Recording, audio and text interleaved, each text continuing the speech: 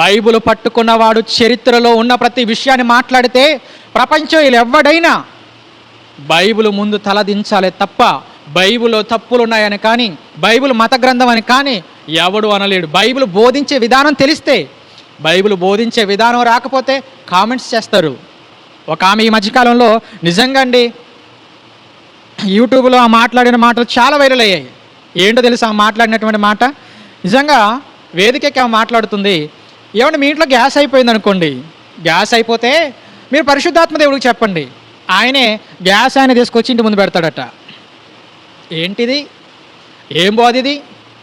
ఏం చేస్తున్నావు? ఏమండి ఇంకో కామెంట్ అది, ఏమండి అకౌంట్లో డబ్బులే లేవట, కానీ ప్రార్థన చేసుకొని పరిశుద్ధాత్మ దేవుడికి చెప్పి వెళ్ళిపోయిందట బ్యాంక్ అకౌంట్ దగ్గరికి, ఏటీఎం దగ్గరికి. ఆ ఏటీఎం దగ్గరికి వెళ్ళిపోగానే అక్కడ ప్రార్థన చేసిన తర్వాత 1,50,000 రూపాయలకు పైగా వచ్చాయట. ఏమండి ఎంత నవ్వులాటండి.